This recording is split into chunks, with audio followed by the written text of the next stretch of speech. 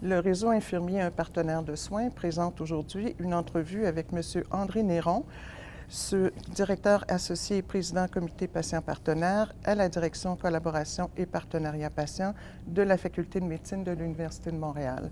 Le thème de l'entrevue aujourd'hui porte sur le partenariat patient avec le patient partenaire. Bonjour, M. Néron. Bonjour, Mme Vous allez bien? Très bien, vous-même? Très bien, merci. Ma première question porterait sur un historique du partenariat de soins avec le patient partenaire à l'Université de Montréal. Depuis octobre 2010, la Faculté de médecine a accepté de faire un virage en quelque sorte et d'inclure dans son programme les pratiques collaboratives incluant le partenariat patient sous l'égide du doyen de l'époque et du proposeur, si on peut l'appeler ainsi, ou le fondateur, Vincent Dumais, qui était lui-même un patient. Donc, c'était une initiative importante. Ça prenait de l'audace aussi d'une faculté de médecine de faire l'embauche d'un patient non scientifique, faisait tout autre chose comme profession, et d'inclure cette nouvelle vision du partenariat patient pour sa faculté et qui a débordé quelques mois plus tard dans tous les autres programmes et facultés de l'Université de Montréal en ce qui a trait à la santé. J'aimerais maintenant que vous nous parliez des rôles que jouent les patients partenaires dans le réseau de la santé, dans la formation. Bien, tout d'abord, on a commencé à recruter un ou deux patients à la Faculté de médecine. Il y a eu Vincent Dumais, il y a eu moi qui est arrivé aussi quelques mois plus tard. Et par la suite, la Faculté de médecine, qui était en discussion sur la transformation du programme de la Faculté de médecine, nous a demandé de trouver des patients pour tous les comités. Et ça, c'était quelque chose de majeur aussi comme message qu'on passait aux futurs professionnels, mais aux professionnels de la santé aussi, d'intégrer des patients partenaires. Et on parlera peut-être tantôt de la formation, comment on les recrute et comment on fait la formation des patients partenaires.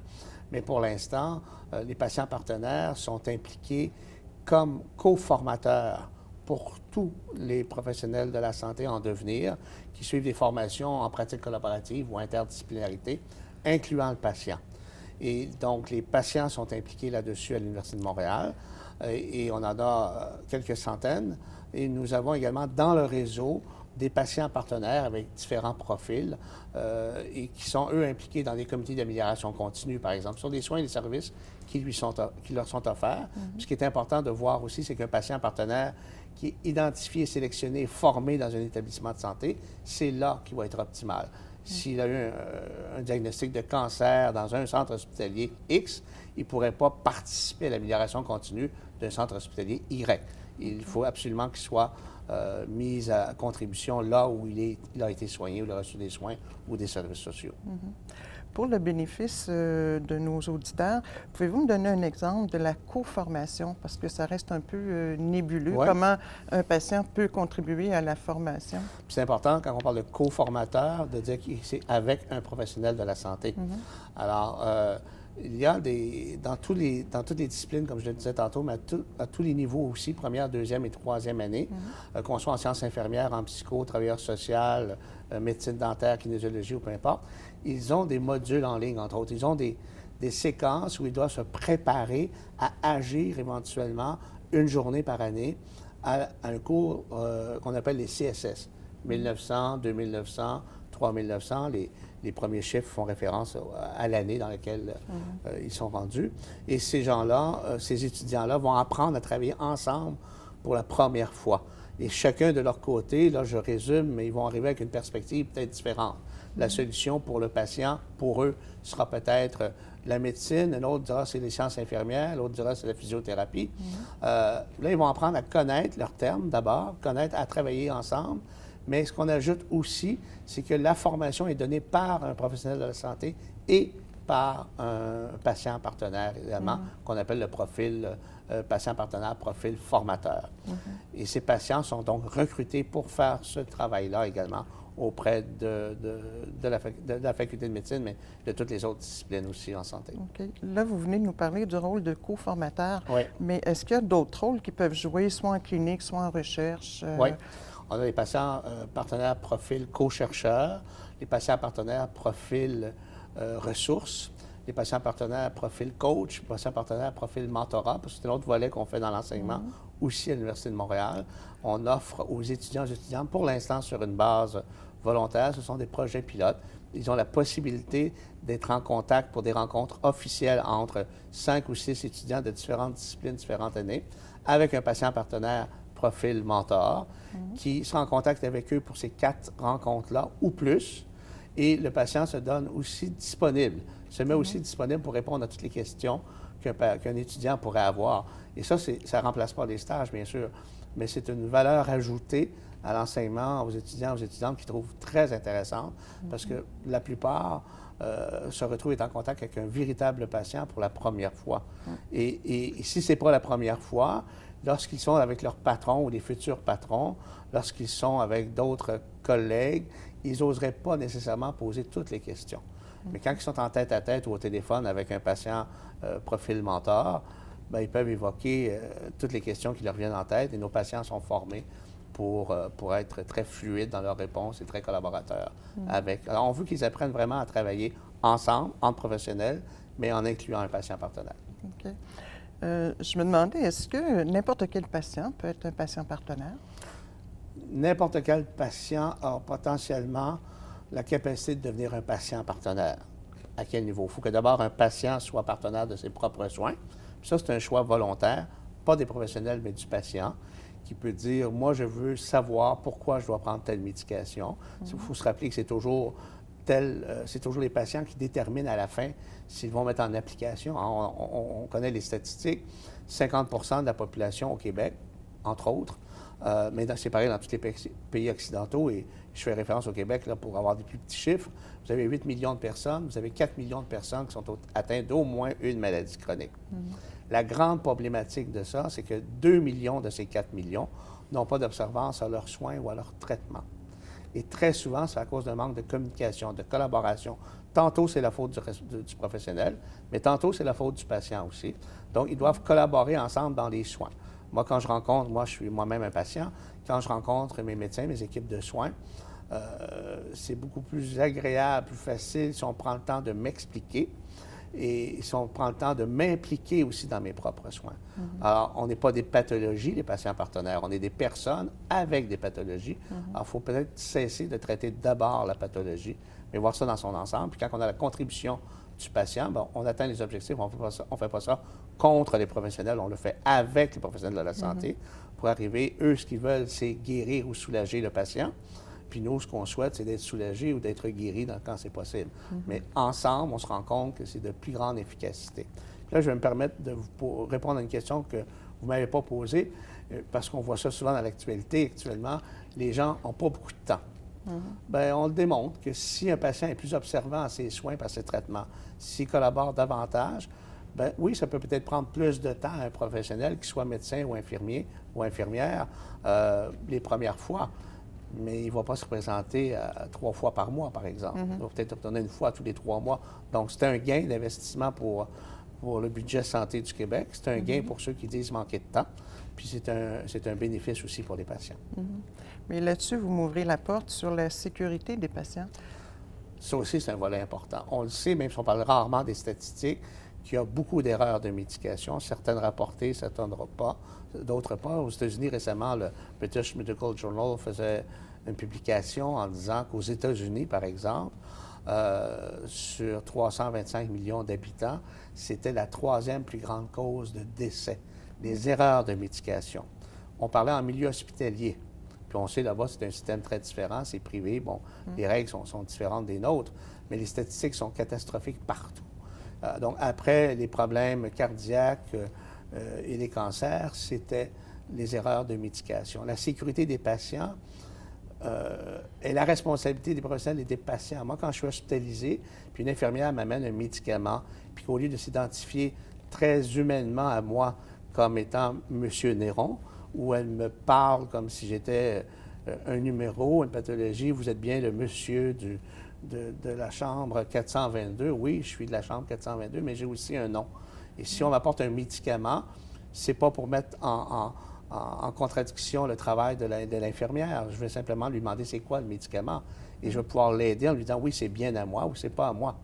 Et dans cette dynamique-là, ne serait-ce que pour cet élément-là, je peux aider l'infirmière à contribuer à ma sécurité, mais c'est ce qu'elle veut aussi. Elle ne veut pas me nuire, elle veut avoir l'objectif. Alors, des fois, dans le brouhaha, quand les choses se passent rapidement, si on fait ce genre de questions-là dans un partenariat avec son professionnel de la santé, le professionnel va réagir sur la défensive. Il ne faut pas être sur la défensive. Il faut dire, le patient, moi j'ai des problèmes de maladie chronique, entre autres je suis asthmatique depuis la naissance, j'en connais un bail sur l'asthme.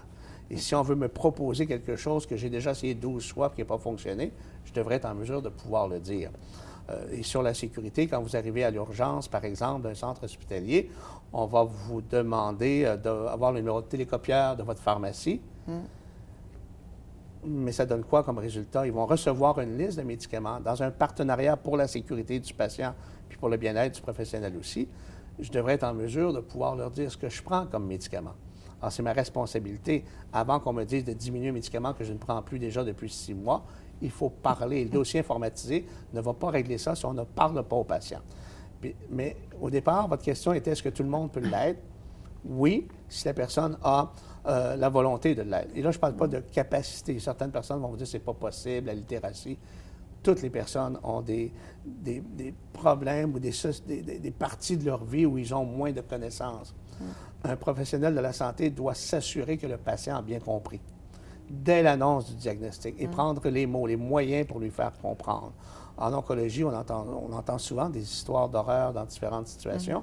Et très souvent, c'est parce qu'on part sur des idées préconçues que le patient va accepter tout de suite ce qu'on lui dit. Puis là, on va donner la responsabilité des fois à l'infirmière, tantôt à un autre professionnel, pour dire qu'il faut continuer l'explication. Mais il se passe quoi avant que l'explication soit donnée? Des fois 1 semaine, des fois 2 mois. Et là, le patient s'imagine toutes sortes de trucs, alors qu'il peut être collaborateur dès le départ si on l'implique dans l'annonce du diagnostic, si on le fait de manière la plus humaine, la plus empathique possible. Il ne s'agit pas d'apporter des fleurs pour annoncer une mauvaise nouvelle. On sait que c'est une mauvaise nouvelle. Ce n'est pas toujours facile pour les professionnels de l'annoncer, mais inclure le patient partenaire, c'est dès l'annonce de son diagnostic. Maintenant, le patient peut dire « Faites ce que vous voulez avec moi ». C'est un choix. Mais de plus en plus, les gens sont informés. De plus en plus, les gens veulent être autonomes sur ce qu'ils veulent avoir.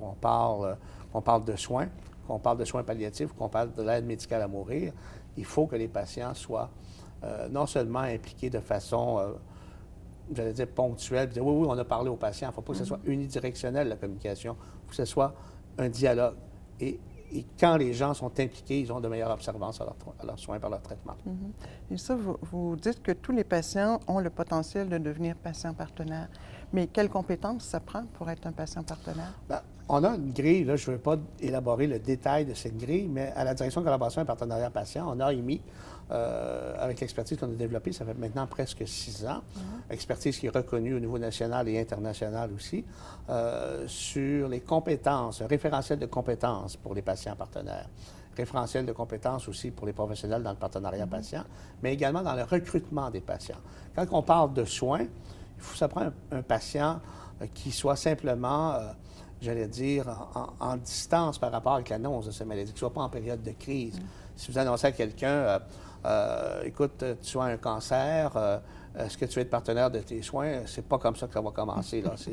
La personne déjà comprendra peut-être plus rien dans les prochaines secondes parce que le choc doit être absorbé, mais prendre le temps, ou entre autres dans les maladies chroniques, maladies dégénératives et autres, prendre le temps de faire comprendre au patient ce que c'est, comment il a compris ce qu'on lui a expliqué, et de le mettre à contribution pour ses propres soins. Et ça se fait au quotidien avec un patient. Je me souviens que le ministre de la Santé répondait à une question d'une médecin lorsqu'il a fait la tournée des facultés de médecine à l'automne dernier, puis la médecin lui demandait « Allez-vous faire une campagne nationale sur le partenariat patient? » Il disait que ce n'était pas nécessairement exclu, mais qu'un partenariat patient, ça commençait dans le cabinet médical. Effectivement. Alors, quelle que soit la campagne qu'on va faire, s'il n'y a pas de partenariat, s'il n'y a pas de relation, alors c'est ce que je répondrais aussi. Et maintenant, pour les autres profils du patient partenaire, ressources, coach, mentor, bien là, ça prend des critères particuliers et à partir de là, la liste qu'on a établie dans le guide de recrutement permet aux professionnels de la santé de bien identifier les bonnes personnes pour qu'on puisse en faire, après ça, puisse faire les rencontres, la formation adéquate et qu'ils puissent être impliqués dans différents niveaux. Justement, en termes de formation, comment vous les formez? Bien, si vous me permettez, je répondrai d'abord comment on les recrute. Dans les milieux hospitaliers, quels qu'ils soient, puis juste apporter une précision pour les patients partenaires, il est certain qu'il y a des patients qui ont des problèmes cognitifs. Il est certain que dans des milieux pédiatriques, par exemple, ça prend aussi les parents. Ou à l'occasion, c'est le patient, même s'il est né dans une catégorie ou l'autre, il va dire, moi, je préfère que ce soit un proche qui vienne avec moi, puis qui soit mis à contribution avec moi ou à ma place. Alors ça, il faut en tenir compte aussi. Le patient qui est recruté, qui est identifié, selon les critères, on va d'abord échanger avec lui par un appel téléphonique, voir ce qu'il a compris, ce qu'il en sait du partenariat patient. Parce que préalablement, avant de faire l'identification du patient, le patient est contacté par un clinicien. Et ce clinicien lui demande simplement, avez-vous du temps? Êtes-vous prête à redonner? Mais tu n'as pas de détails. Il y a plein de gens qui vont le faire, qui vont le faire pour de bonnes ou de mauvaises raisons. Certains vont accepter de contribuer en disant ça va peut-être aider mes soins. Ou si je refuse, ça va peut-être jouer contre moi. Donc, pour toutes sortes de raisons, les gens vont dire oui ou vont dire non. Alors, on forme bien et on informe bien les professionnels pour comment faire l'identification du patient. Et là, parmi les critères, j'évoquais brièvement tantôt, c'est un patient qui est ni dans le déni, mais ni dans la colère. On n'est pas un groupe de revendication ni de défense des droits. Il y a des organisations qui font ça, puis ils le font bien dans la plupart des cas. Mais nous, on est là de façon constructive, de façon pédagogique. Et là, on va parler au patient. Puis qui vous a identifié, pourquoi? Puis, 15-20 minutes l'entrevue téléphonique. Et après ça, on fait une rencontre en présence. La personne a passé la première étape. Et là, une entrevue d'environ 1h30, 2 heures avec la personne, de façon très conviviale. Puis on va aborder différents sujets. On ne va pas beaucoup parler de la pathologie. On n'est pas des scientifiques. On est là pour en faire une personne qui va contribuer éventuellement comme patient partenaire. Puis on va voir comment la personne, il y a certaines qualités. Il ne s'agit pas d'avoir beaucoup de diplômes universitaires, il s'agit d'être capable de communiquer sa problématique. Pas penser uniquement à sa problématique. Je pense à un comité d'amélioration continue, par exemple. Une personne ayant des problèmes de santé dans cet établissement viendra contribuer en disant, oui, moi j'ai vécu ça, mais il y a d'autres personnes autour de moi aussi qui ont vécu ça, puis de manière très constructive. On pourrait peut-être améliorer, ça peut partir de la prise de rendez-vous à la façon de faire les soins ou faire les traitements ou de prendre le temps d'expliquer les objectifs qui doivent être améliorés.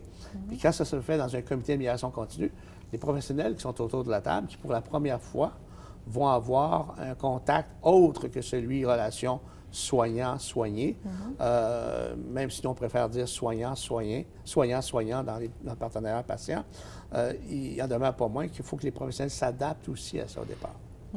Alors, ils font partie intégrante du comité à ce moment-là. Comment ça se passe justement quand vous intégrez un patient dans une équipe? Habituellement, ça se passe très bien. Des fois, au départ, les premières années, il y avait des petites réticences. Puis là, je ne dévoilerai pas de secret à personne, mais souvent, il y a une personne autour de la table, ça peut être le médecin, ça peut être quelqu'un d'autre, qui va parler à la place des autres professionnels. Mais là, on se trouve dans une situation où ce professionnel ne peut pas parler à la place du patient.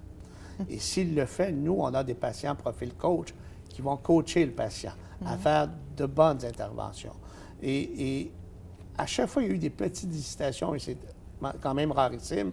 Peu de temps après, tout le monde y voyait son bénéfice. Du médecin au gestionnaire, à tous les autres cliniciens et le patient.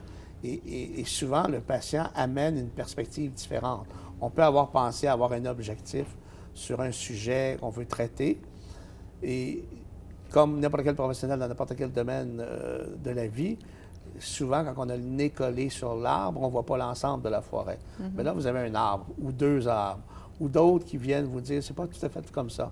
Vous avez identifié ça comme problématique ou comme besoin pour les patients, mais nous, on pense que ça peut être autre chose.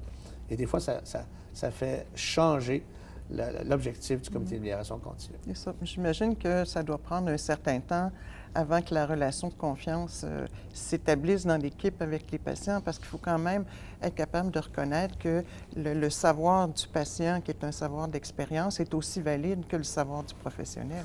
Oui, puis non, c'est-à-dire qu'il faut reconnaître dès le départ que les scientifiques, les experts de la maladie, ce sont les cliniciens. Mais les experts de la vie avec la maladie, ce sont les patients. On ne parle pas d'une fracture, là, puis ça se passe en dedans de 3 semaines, puis tout est réglé. On parle de problématiques de santé plus importantes. Bien, cette complémentarité-là doit se faire. Des fois, ça se fait plus rapidement que d'autres. Mais il ne faut pas oublier que sur un comité, quel que soit le comité, ce sont tous des êtres humains.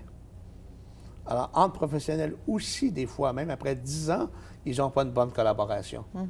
Puis des fois, ça prend juste une nouvelle étincelle pour mettre le feu sur la braise et repartir la dynamique différente. Et beaucoup de professionnels, et des médecins en particulier, nous disent qu'ils ont réappris à travailler en équipe à cause de cette nouvelle perspective, de cette nouvelle approche, et d'inclure un ou deux patients dans un comité d'amélioration continue, et pour eux autres, une valeur ajoutée. Et là, maintenant, ne veulent plus faire ça à part. C'est ça. Justement, pour faire suite à votre réponse, quelle est l'empreinte du patient partenaire dans les milieux cliniques, dans la formation, en recherche? Parce que ça fait quand même 6 ans maintenant que c'est démarré. Donc, c'est quoi les traces que ça laisse? Bien, moi, je pense qu'une des traces les plus importantes, c'est le fait que tout le monde y voit le bénéfice. Et vous savez que maintenant, dans les nouveaux CIS et CIUS, dans l'organigramme, il y a le volet partenariat patient. Donc, j'allais dire que la plus grande empreinte que ça a laissé, c'est que certaines personnes croyaient au début que ce serait quelque chose à la mode, d'éphémère, et pas du tout. Pourquoi? Et puis pourquoi aussi rapidement que ça? Parce que les gens y voient le plus la valeur ajoutée. Et ça, partout, je dis souvent à la blague, l'essayer, c'est de l'adopter. Il y a cette réticence de certains groupes au départ, pour toutes sortes de considérations, qui vont dire mais on connaît notre travail, on fait ça depuis longtemps, on est dans le partenariat de soins depuis très, très, très, très longtemps. Malheureusement, ce n'est pas tout à fait le cas toujours. Et les patients viennent contribuer à l'amélioration, et ça, il y a des professionnels et gestionnaires qui le reconnaissent. Alors, le nombre de demandes que nous avons ne cesse d'augmenter. Et heureusement, il y a d'autres organisations avec nous. Il y a eu la chaire sur le partenariat patient public qui a été créée il y a peu de temps. Il y a également les unités de soutien, bref, puis il y a d'autres choses qui viennent aussi très bientôt, qui fait que ça augmente notre capacité à répondre aux demandes. Mais ce que j'ai découvert, pour avoir rencontré plus de 40 000 professionnels de la santé dans les 5 dernières années, là, sur le temps avec lequel je suis à la faculté, et aussi Vincent Dumais et d'autres, on se rend compte que les personnes ont une crainte. C'est pas facile, le changement. C'est pas facile d'admettre aussi, d'être remis en question. Et on ne fait pas juste se remettre en question, on demande que les choses qui soient déjà bonnes soient conservées, mais on est toujours perfectible. Alors, c'est l'empreinte principale, c'est de voir que les gens se rendent compte que ce n'est pas une menace, que c'est un avantage.